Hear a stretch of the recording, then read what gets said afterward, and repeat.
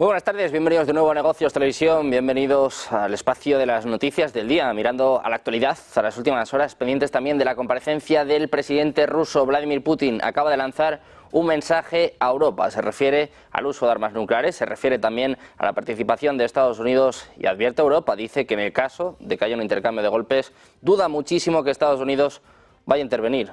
Escuchamos.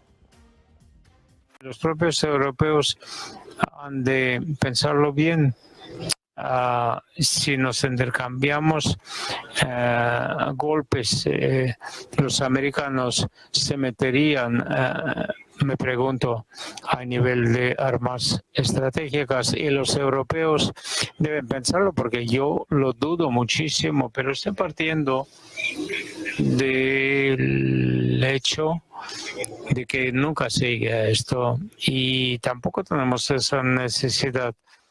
Pendientes del presidente ruso, hablamos también del secretario general de las Naciones Unidas, Antonio Guterres. Ha dicho a un agregado de defensa de Israel en Estados Unidos, al general de división Hidai Silverman, que Israel va a ser añadido a la lista negra de la ONU de países que dañan a los niños en zonas del conflicto, lo que informa el periódico Yediot Ahronot. Hay declaraciones ya también por parte de altos cargos israelíes que se muestran totalmente en contra de esta decisión, dicen que van a ir en contra de la ONU, mientras varios medios agregan que el próximo informe no va a mencionar directamente a Israel, tampoco al ejército israelí, pero sí va a hacer referencia a las fuerzas de seguridad israelíes. Por su parte, Israel ya ha expresado anteriormente su preocupación de que esta referencia pueda resultar en un embargo de armas contra el país. Esta lista comprende actualmente organizaciones como ISIS y Al-Qaeda. Se espera que la resolución permanezca en vigor por un periodo de 4 años y se espera la firma final la próxima semana.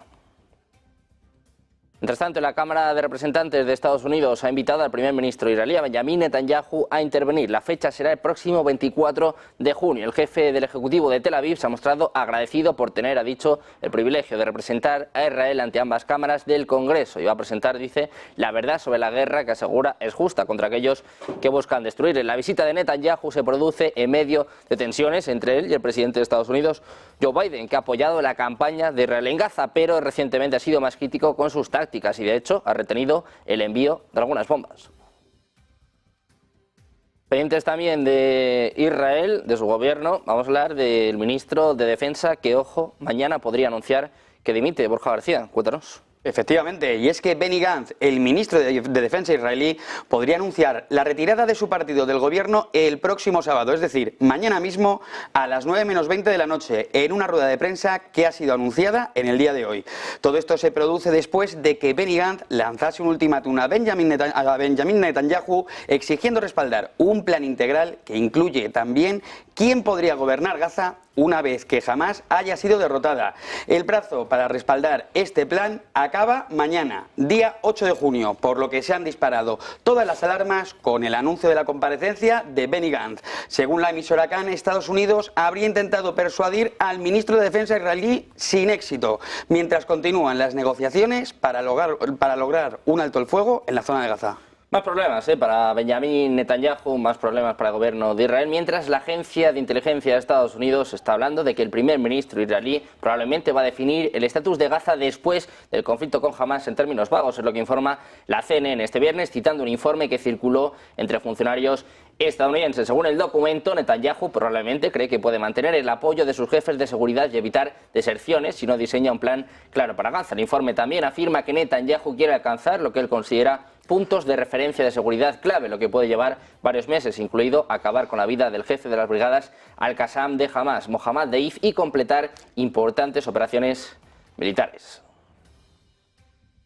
Rusia y China, que tienen poder de veto en el Consejo de Seguridad de la ONU, han mostrado en las últimas horas sus dudas y preocupación en torno al proyecto de resolución de Estados Unidos que va a respaldar una propuesta esbozada por el presidente Joe Biden para un alto el fuego entre Israel y militantes palestinos de Hamás. El único miembro árabe del Consejo, Argelia, también ha señalado que no estaba dispuesto a respaldar este texto. Una resolución necesita al menos 9 votos a favor y ningún veto de Estados Unidos, Francia, Gran Bretaña, China o Rusia para poder ser aprobada. Biden, como saben, presentó hace una semana un plan de alto el fuego de 3 fases para la Franja de Gaza que describía como una iniciativa israelí. Según informa Reuters, Rusia ha propuesto enmiendas a este texto que fueron vistas y que incluían pedir tanto a Hamás como a Israel que aceptaran la propuesta y exigir un alto el fuego inmediato, incondicional y permanente, respetado por todas las partes. Moscú también quiere que el borrador enfatice que la fase 1 del alto el fuego se mantendrá mientras continúen las negociaciones sobre la fase 2, lo que refleja los comentarios hechos por Biden la semana pasada.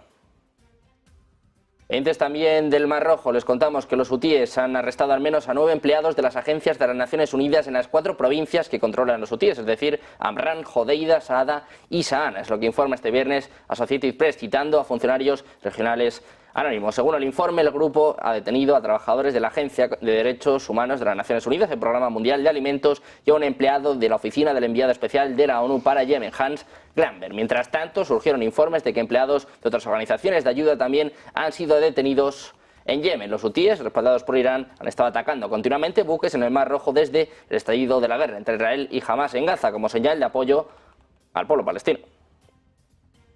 Precisamente los hutíes están hablando de nuevos ataques por parte de Estados Unidos, también por parte del Reino Unido. Borja García, cuéntanos. Pues efectivamente, y es que según la cadena de televisión Al Masira, Estados Unidos y el Reino Unido habrían lanzado 5 ataques aéreos este mismo viernes contra los hutíes en la provincia de Al-Udaya, al oeste de Yemen. La versión de la cadena hutí señala que el objetivo habrían sido varios barcos pesqueros en el puerto de Al-Salif, que se encuentra en esta provincia. Tras la intervención y a pesar de que no ha habido comentarios por parte de Estados Unidos ni del Reino Unido, los hutíes han anunciado que a partir de ahora considerarán objetivos militares a todos los barcos con bandera estadounidense o bandera británica. Siguen, desde luego, las tensiones en el Mar Rojo. Muchas gracias, Borja, por esta última hora. Pendientes también de China, del Ejército Popular de Liberación, que ha estado intensificando el entrenamiento militar en medio del suministro de armas estadounidenses a Taiwán. Es lo que apunta el portavoz del Ministerio de Defensa, Sun Xiaogang, al comentar los planes de Washington para enviar a Taipei otro lote de repuestos estadounidenses para aviones de combate F-16. Dicen que la venta de armas por parte de Estados Unidos a la región de Taiwán es una grave violación del principio de una China y de los 3 comunicados chino-estadounidenses, documentos que jugaron un papel crucial en el establecimiento de relaciones diplomáticas entre China y Estados Unidos. Es lo que apuntaba Sang en un comunicado publicado en la página de la red social WeChat del Ministerio Militar chino. Añaden que China insiste en que Estados Unidos debería abandonar inmediatamente dicho plan de suministros militares. Como aclaró el portavoz del Ministerio de Defensa, Beijing ya había protestado enérgicamente por este asunto y había hecho una serie de advertencias a las autoridades de Estados Unidos que deberían dejar de armar a Taiwán por cualquier medio y tomar medidas reales para preservar la situación actual en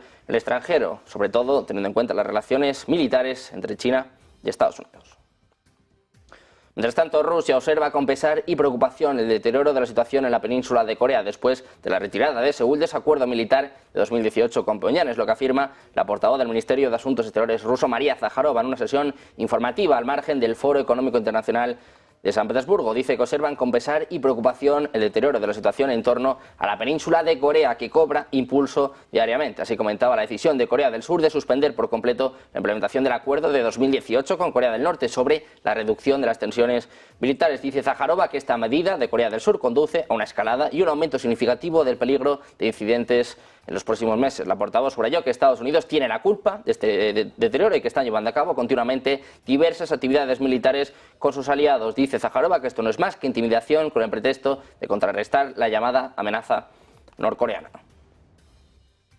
Pendientes también de Robert Fico, el primer ministro eslovaco, que como saben recibió varios disparos a quemarropa el pasado 15 de mayo en Handlova, en el centro de Eslovaquia, y que además ha tenido que pasar por varias operaciones. Ahora, en su esperada reaparición, ha dicho que fue atacado por tener una posición respecto a Ucrania contraria a la corriente dominante en Europa, pero eso sí, matiza que no guarda rencor hacia el hombre armado, que lo hirió gravemente hace 3 semanas. Entre esas ideas que casi le cuestan la vida está, por ejemplo, su oposición a la ayuda militar a Ucrania y a las sanciones a Rusia, así como su postura contra la entrada de Ucrania en la OTAN. Dice Fico, es cruel afirmar esto, pero el derecho a tener una opinión diferente ha dejado de existir en la Unión Europea. Son palabras del primer ministro eslovaco, que culpa a los países occidentales, que no menciona por su nombre, de la situación actual, pero afirma que no sentía ningún odio hacia su atacante, que no planeaba denunciarlo y que además le perdona.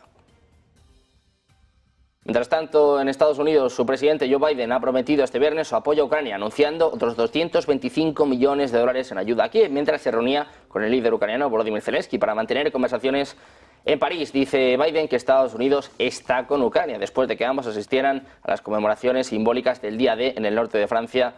El pasado jueves, Biden también lamentó la demora en obtener nueva ayuda a través del Congreso. Decía literalmente, todavía estamos dentro completamente el conflicto en Ucrania. Según se informa, este paquete contiene municiones para el sistema de cohetes de artillería de alta movilidad y HIMARS, así como sistemas de mortero y proyectiles de artillería. Biden se disculpó además con Zelensky por el atraso de 6 meses en los 61.000 millones de dólares en asistencia militar estadounidense que permitieron a Rusia lograr avances en el campo de batalla. Vážení priatelia, je to bomba. We're living in a time when democracy is more at risk across the world than any point since the end of World War II. Un Biden que, por cierto, dice que no apoya a Macron en su deseo de enviar instructores occidentales a Ucrania. Según Político, citaba, mencionando varias fuentes, el presidente de Estados Unidos ha dicho que esta medida podría llevar a una escalada del conflicto. Biden y Macron no están de acuerdo en cuestiones importantes. El presidente francés está poniendo bastante nervioso a la Casa Blanca con sus propuestas políticas en Ucrania, según está apuntando esta publicación. El propio Biden, el presidente de Estados Unidos, acaba de afirmar hace apenas unos minutos que se negaba a creer que la grandeza de Estados Unidos sea cosa del pasado, mientras pronunciaba un discurso simbólico en apoyo de la libertad en el lugar del día D de Pont du Hoc en Normandía. Decía Biden: simplemente me niego a creer que la grandeza de Estados Unidos sea cosa del pasado. Es lo que apuntaba en una indirecta apenas velada al expresidente Donald Trump, que había afirmado que Estados Unidos estaba en serio declive. La administración Biden, que además va a anunciar una nueva estrategia de armas nucleares más audaz este viernes, es lo que informa el medio Semafor. Estados Unidos debe adoptar un enfoque más competitivo en materia de no proliferación y control de armas y hacer ciertos ajustes en su postura y capacidades, es lo que apuntaba un alto funcionario a este medio. Informaban de que el miembro del Consejo de Seguridad Nacional, Pranay Badi, va a exponer los nuevos planes en una conferencia sobre control de armas este viernes en medio de preocupaciones de que Rusia pueda usar armas nucleares en su guerra con Ucrania. La noticia llega después de que el expresidente Donald Trump advirtiera el jueves por la mañana de que la guerra nuclear es una amenaza mayor que el cambio climático en una entrevista con el presentador de Fox News, Sean Hannity. Pendientes también de Macron, del presidente francés, que va a cerrar un acuerdo para la formación de soldados ucranianos. No descartaba el galo hacerlo, además en suelo ucraniano. En una entrevista dice que va a formar a soldados en el oeste del país y que esto no tendría por qué suponer una escalada. El presidente francés ha anunciado que su país va a ceder a Ucrania cazas Mirage 2000-5 y que va a formar pilotos y a una brigada de 4.000 soldados ucranianos a los que va a equipar, entrenar y prestará armas. Francia dice que quiere la paz y lucharemos por ella, pero la paz no es la capitulación de Ucrania, es lo que decía en una entrevista con los canales France 2 y TF1. También habló sobre el envío de instructores franceses a territorio ucraniano, un gesto que Moscú considera una afrenta, de hecho es una línea roja, mientras que el dirigente galo dijo que no hay que tener tabúes sobre este asunto. Hay reacción en respuesta por parte de Rusia. El Kremlin acusa este viernes al presidente francés Emmanuel Macron de alimentar las tensiones en toda Europa, con lo que llamaba unas declaraciones altamente provocativas sobre Ucrania. Es lo que informa la agencia estatal de noticias RIA. Citaba al portavoz del Kremlin, Dmitry Peskov, que dice que Macron había declarado su apoyo absoluto a Kiev y su disposición a la participación directa de Francia en el conflicto ucraniano. Las declaraciones del presidente francés Emmanuel Macron, hablando sobre este apoyo a Ucrania, dice Rusia que son provocadoras y que avivan las tensiones en el continente. Es lo que apuntaba el propio Peskov. En la víspera, el líder ucraniano, el líder galo, anunció que París va a entregar a Kiev aviones de combate Mirage 2000-5 y que está dispuesto a capacitar a 4.500 militares ucranianos. Dice Rusia que considera que estas acciones, dado que Francia es miembro de la OTAN y de la Unión Europea y también un Estado europeo grande, son muy provocadoras y además alimentan las tensiones en el continente y, por supuesto, no conducen a nada positivo. Es lo que apuntaba el portavoz ruso ante la prensa. Hablamos también de Italia. No apoya que el presidente francés Emmanuel Macron envíe instructores militares a Ucrania y está en contra de cualquier forma de escalada de la guerra entre Rusia y Ucrania. Es lo que apunta este viernes el viceprimer ministro y ministro de Asuntos Exteriores italiano Antonio Tajani en la televisión pública. Dice que Putin está haciendo propaganda electoral, que están a favor del respeto de la independencia de Ucrania, pero que no van a enviar soldados a Ucrania y además no van a enviar armas al territorio ruso. Dice Tajani que la posición de Macron no es la de Italia, que no deben seguir a nadie, sino que hay que evitar una escalada. Decía Tajani, además, no estamos en guerra y campañas electorales y Putin intenta dividir a Europa, que está sustancialmente unida. Pendientes también de Alemania, les contamos que por primera vez desde la Guerra Fría el país ha actualizado sus planes en caso de guerra, con medidas entre las que se incluyen el servicio militar obligatorio o las cartillas de racionamiento, todo por la creciente tensión entre Rusia y la OTAN. La noticia se conoció después del Consejo de Ministros alemán, donde se aprobaron las nuevas directrices para reforzar la defensa militar y civil, con una clara descripción de las medidas y estructuras necesarias que incluye un reparto de funciones y responsabilidades para garantizar la independencia y soberanía de Alemania ante posibles crisis y conflictos. El ministro alemán de Defensa, Boris Pistorius, aludió en un comunicado a la actual situación agravada de amenazas, tanto en el ciberespacio como con drones sobre recintos de la Bundeswehr, las Fuerzas Armadas alemanas. Hablaba también de campañas de desinformación y sabotajes clásicos. Pistorius subrayó la importancia de responder a estas amenazas en conjunto desde todas las esferas, para lo cual, dice, los ministerios competentes mantienen un estrecho diálogo permanente. Alemania actualiza sus planes de emergencia, incluyen búnkeres y también la mili obligatoria. Precisamente mirando a Alemania les contamos que va a necesitar al menos 75.000 tropas adicionales para cumplir sus compromisos con la OTAN, mientras la alianza adapta su planificación de defensa para enfrentar lo que considera una Rusia cada vez más hostil. Es lo que informa este viernes la revista Der Spiegel. En su cumbre de Vilna el año pasado, los líderes de la OTAN aprobaron los primeros grandes planes de defensa desde el final de la Guerra Fría, detallando cómo iban a responder en caso de un ataque ruso. La medida significó un cambio fundamental. La OTAN no había visto la necesidad de elaborar estos planes durante décadas, mientras libraba guerras más pequeñas, por ejemplo en Afganistán o en Irak. Sentía que la Rusia postsoviética ya no representaba una amenaza existencial. La OTAN y los planificadores militares nacionales han estado ocupados traduciendo en los planes requisitos concretos, identificando la escasez de tropas, armas y otros equipos necesarios para defenderse contra un ataque ruso que podría, según apuntan altos mandos del ejército alemán, producirse en 2029. Los nuevos requisitos de la OTAN significan que la Bundeswehr necesita 75.000 tropas adicionales para completar los cuerpos, divisiones y brigadas aliados adicionales necesarios para implementar los planes de defensa. Es lo que decía Der Spiegel, citando documentos confidenciales sin aportar más detalles. En estos momentos la Bundeswehr tiene unos 180.000 soldados, por debajo del objetivo de unos 200.000, y además cuenta con 80.000 empleados civiles. Hablamos también de la OTAN, de su secretario general. Hablamos de Jens Stoltenberg. Ha ofrecido el apoyo a largo plazo de la alianza ucraniana en su guerra contra Rusia. Dice que va a ser concretado en la cumbre de Washington del próximo mes, aunque ha rechazado el envío de tropas aliadas a Kiev. Según señalaba en su visita a Finlandia, en la cumbre de la OTAN, de los preparativos de la misma, van a debatir cómo garantizar el apoyo a Ucrania y también cómo se va a realizar durante el tiempo que sea necesario. Stoltenberg reiteraba que la alianza no quiere una escalada del conflicto en Ucrania. Escuchamos. Beginning of this war, NATO has defined two very clear tasks. One is to support Ukraine, as we do. The other is to prevent this war from escalating beyond Ukraine to become a full-fledged war between Russia and NATO. And we reconcile those two tasks, which to some extent it's not obvious how to reconcile, by providing massive military support to Ukraine, by providing training, but not by sending troops, combat troops, participating directly in the fighting. And that makes us supporters of Ukraine, but not party to the conflict. This is a war aggression. Ukraine has the right of self-defense that's enshrined in the UN Charter. We have the right to support Ukraine without becoming party to the conflict. And then we... Pendientes de las palabras por parte de Jens Stoltenberg, la OTAN, que no quiere una escalada del conflicto, todo lo contrario es lo que está diciendo Hungría. Dice que en Europa hay una psicosis de guerra. Hacemos una pausa, 2 minutos, y enseguida se lo contamos en La Voz Televisión.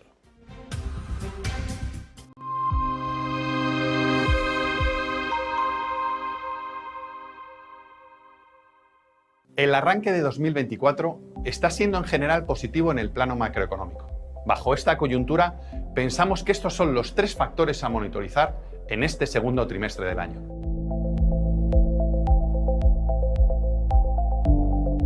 En primer lugar, los principales indicadores macroeconómicos han aguantado mejor de lo previsto y ahora apuntan a que el desenlace más probable para este año ya no es una recesión cíclica, sino un aterrizaje suave, aunque los riesgos de recesión podrían resurgir en 2025. En segundo lugar, este entorno macro permite una mayor tolerancia al riesgo y estamos sobreponderando la renta variable a la vez que reducimos la renta fija por las expectativas de recortes de tipos hacia junio en Estados Unidos y un poco antes en Europa. El motivo es que la inflación subyacente sigue siendo demasiado elevada como para poder recortar tipos en el entorno actual. Y por último, pensamos que las valoraciones en el mercado americano están cada vez más forzadas en la parte alta del mercado, pero encontramos oportunidades en pequeña y mediana capitalización. También nos gusta Japón, por la mejora del gobierno corporativo y los sectores impulsados por factores estructurales como la industria y la tecnología.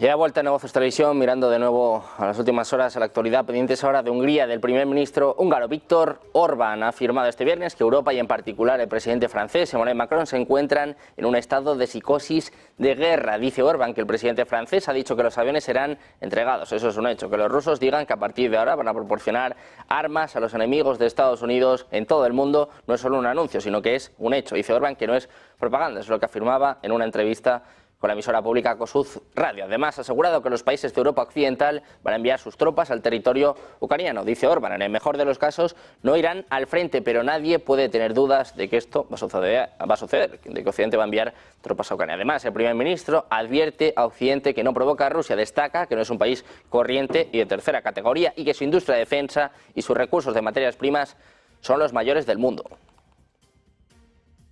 Mientras tanto, Vladimir Putin está invocando la memoria de la crisis de los misiles cubanos, trasladando buques de guerra con capacidad nuclear a Cuba, en una medida destinada a provocar a Estados Unidos. 4 buques rusos van a hacer escala en La Habana entre el 12 y el 17 de junio, antes de hacer escala en Venezuela a finales de mes, según funcionarios cubanos y también de Estados Unidos. La fragata Almirante Gorshkov, el submarino de misiles de crucero de propulsión nuclear de Kazán, el petrolero de reabastecimiento Akademik Pashin y el remolcador de rescate Nikolai Chiker van a formar parte de la visita, dijo el grupo de expertos ISW con sede en Estados Unidos. El Almirante Gorshkov es capaz de transportar misiles hipersónicos Zircon, que el Kremlin ha promocionado como capaces de transportar una ojiva nuclear. No hay ninguna sugerencia hasta el momento de que el barco vaya a estar equipado con armas nucleares durante la visita. En 1962, el ex primer ministro ruso Nikita Khrushchev trasladó misiles nucleares a La Habana, lo que provocó un intenso enfrentamiento entre Moscú y Washington. Precisamente el presidente ruso ha afirmado este viernes que Moscú nunca ha iniciado una retórica de escalada nuclear y enfatiza que aunque Rusia está dispuesta a realizar pruebas nucleares, actualmente no hay necesidad de realizarlas. Escuchamos al presidente ruso, dice que no descarta cambios en la doctrina nuclear. Lo escuchamos. Вы сказали, нужно ли нам это менять? ¿Debemos cambiarlo o no? А зачем? Bueno, ¿para qué? Все можно поменять. Я просто вот не вижу необходимости в этом. Todo se puede cambiarlo, pero no veo para qué hacerlo. Ну, нет такой ситуации, при которой, ну, допустим, сегодня что-то угрожало бы российской государственности и существованию российского государства. Hoy Нет. algo amenaza la sobrevivencia de Rusia. Думаю, никакому человеку здравому уме и ясной памяти не придет в голову применить ядерное оружие в отношении России. Ninguna persona, Ну, тем не менее, a ninguna persona se le ocurriría emplear armas точка зрения nucleares contra Rusia. ваша, других экспертов, Sin людей, embargo, которые la postura suya, настроены la патриотически, posición de очень otros переживают expertos, за de происходящее los patriotas, внутри страны, вокруг нас, переживают que за están muy то, что preocupados por lo que происходит está у нас на pasando линии en боевого torno a соприкосновения Rusia, на украинском направлении. que están Я все понимаю, consternados мы por lo que está внимательно pasando en el frente, en la смотрим и dirección de относимся, Ucrania. Lo по-видимому, с entiendo уважением к вашей perfectamente. точке Nosotros зрения. seguimos Но de я cerca не вижу tu такой punto de необходимости. vista, Там pero no veo менять нашу концепцию. ninguna necesidad de cambiar. Dice Putin que Rusia no está hablando de armas nucleares, lo que subraya durante la conferencia SPEIF, destacando que no hay argumentos para el despliegue de armas nucleares. Dice que tienen una doctrina nuclear y que todo está escrito en ella, pero no descartó la opción de futuros cambios en la doctrina. El jefe del Estado ruso expresó su esperanza de que el mundo nunca se enfrente a ataques con misiles nucleares y enfatizó que no hay necesidad de tales acciones. Precisamente el comentarios se hagan contra un presidente. De hecho, dice Peskov, a veces uno tiene que preguntarse qué quiso decir el presidente de los Estados Unidos, en particular con su comentario de los 40 años. Este comentario en el que Biden afirmaba conocer a Putin desde hacía 40 años. Dice Peskov que un día alguien podrá preguntarle de qué estaba hablando. Mientras tanto, el gobierno de Rusia ha advertido de que tomaría como propia cualquier agresión en territorio ruso, con todas las graves consecuencias que eso conlleva. Zaharova ha recordado que la presencia de tropas y armamento nuclear rusos en Bielorrusia tiene como objetivo la defensa de las fronteras occidentales tanto del Estado de la Unión como de la Organización del Tratado de Seguridad Colectiva, una suerte de OTAN formada por antiguas repúblicas soviéticas. Hace unos días, durante un encuentro en Praga de jefes de asuntos exteriores de la OTAN, el responsable de la diplomacia lituania, Gabrielius Landsbergis, sugirió que Ucrania debería estar capacitada para atacar territorio bielorruso si existía la presencia de objetivos militares rusos allí. Hablamos también del presidente ucraniano, de Volodymyr Zelensky, agradecido a Francia este viernes su apoyo y dijo que esperaba ver pronto aviones franceses en los cielos ucranianos. Esto, un día después de que el presidente francés Emmanuel Macron dijera que Francia planea proporcionar aviones de combate Mirage 2000 a Ucrania. Zelensky ha expresado durante mucho tiempo su frustración por el tiempo que están tardando los aliados occidentales en tomar decisiones claves sobre el apoyo militar a Ucrania y, de hecho, enviar ayuda en su guerra contra Rusia. En este sentido, dice Zelensky que está seguro de que llegará un día en que Ucrania verá en sus cielos los mismos aviones que vieron ayer en los cielos de Normandía. Es lo que apuntaba Zelensky a los legisladores franceses en referencia a los aviones de la Segunda Guerra Mundial que sobrevolaron las conmemoraciones del 80 aniversario del Día D en Normandía, en el que participó este jueves. Dice Zelensky que su aviación de combate, sus brillantes aviones de combate bajo el mando de pilotos ucranianos demostrarán que Europa es más fuerte que el mal que se atrevió a amenazarla.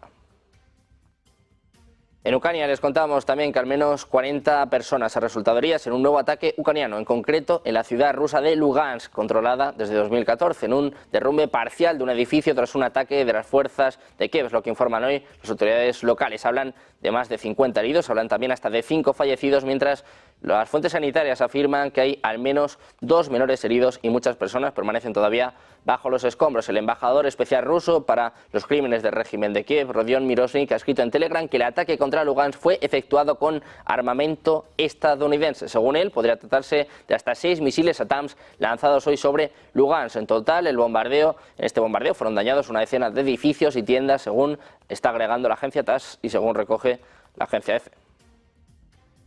Mientras tanto, la Comisión Europea va a recomendar iniciar conversaciones de adhesión a la Unión Europea con Ucrania este mes, es lo que apunta Financial Times. Hoy se va a anunciar que Ucrania cumple con criterios que antes no se cumplían, incluidas medidas anticorrupción, reglas de declaración de activos para funcionarios públicos y protección de los idiomas utilizados por las minorías nacionales. Están solicitando recomendaciones antes de que Hungría se convierta en presidente interino del Consejo de la Unión Europea. Mirando a Ucrania, les contamos que la presidenta de Suiza, Viola Ángel, ha descartado este viernes que los países invitados a la conferencia de paz sobre Ucrania, que va a tener lugar a mediados de junio, sirva para llegar a un acuerdo inmediato que ponga fin al conflicto armado. Asegura que la cita será solo el principio de las negociaciones. Dice que está bastante claro que no van a firmar ningún acuerdo de paz al finalizar, es lo que señala la presidenta, que apunta a que posteriormente habrá que mantener conversaciones con la parte rusa para abordar el asunto. En este sentido, ha resaltado que ambas partes deben sentarse a la mesa de negociaciones para lograr la paz. Unas declaraciones con las que ha hecho alusión al hecho de que Rusia no ha sido invitada a la cumbre suiza de este mes. Dice además que podría estar presente en el siguiente evento que va a dar continuidad a este. Hablamos también de los BRICS, que están examinando actualmente unos 30 llamamientos de diferentes países que proponen establecer diversas formas de cooperación. Es lo que declara hoy el ministro de Asuntos Exteriores ruso, Sergei Lavrov, al Canal 1 en el Foro Económico Internacional de San Petersburgo. Dice Lavrov, ahora se están examinando unos 30 llamamientos de diversos países, grandes, pequeños y medianos, que proponen establecer diferentes formas de cooperación. Lavrov señaló que se creará una nueva categoría de países socios. Dice que es necesario definir las particularidades de esta categoría en términos de criterios y de países que pueden postularse. Más peticiones para los BRICS siguen ampliando su bloque hasta unos 30 llamamientos, hasta unas 30 peticiones de diferentes países por unirse al bloque en este 2024. Miramos también a Estados Unidos, les contamos que el empleo no agrícola ha crecido en 272.000 personas en mayo, significativamente más de lo que predijeron los analistas, es lo que revela la Oficina de Estadísticas Laborales del país en su informe publicado este viernes. La tasa de desempleo registró pocos cambios y pasó del 3,9 al 4%, mientras que el número de desempleados ascendió hasta los 6,6 millones. Mientras tanto, la tasa de participación de la fuerza laboral disminuyó ligeramente del 62,7 al 62,5%. La mayoría de los nuevos puestos se observaron en el sector de la atención sanitaria, que añadió 68.000 puestos de trabajo. Le siguieron el empleo público con 43.000 y el ocio y la hostelería con 42.000. Los ingresos medios por hora de todos los empleados en nóminas privadas no agrícolas aumentaron 14 centavos hasta el 0,4% mes a mes y 4,1% año a año hasta los $34,91. Hablamos también del crecimiento del PIB de la eurozona, un dato que conocíamos esta mañana y que en el primer trimestre se sitúa en el 0,3%. Nos cuenta las claves nuestra compañera Marta Vilar. Pues uno de los datos del día acaba de salir ahora mismo. Es el dato de PIB de la eurozona. Ya sabíamos que Europa había conseguido escapar de la recesión porque en el último trimestre de 2023 ese dato se quedó en el 0,0%. Es decir, no estaba en negativo y por lo tanto escapaba de la recesión. El primer trimestre ha sido especialmente positivo para la economía de la eurozona. En esta nueva lectura que se ha publicado en el día de hoy se ha conocido que el PIB ha crecido en torno a un 0,3%. Es lo mismo que teníamos en la lectura anterior, por lo tanto no hay sorpresas, pero es simplemente más combustible para un Banco Central Europeo que ahora mismo está planteándose qué puede pasar con la inflación, que puede seguir subiendo en realidad dentro de los próximos meses, mantenerse más o menos en estos niveles y pueden no seguir bajando hasta ese 2% hasta 2026 según las últimas proyecciones macroeconómicas del Banco Central Europeo. Mientras tanto, la economía parece que recupera un poquito el tono, crece a un 0,3% en este primer trimestre. Pendientes de la actualidad geopolítica, económica, de traerles el mejor análisis, hacemos una pausa, un par de minutos y volvemos con los expertos enseguida en Auzos Televisión.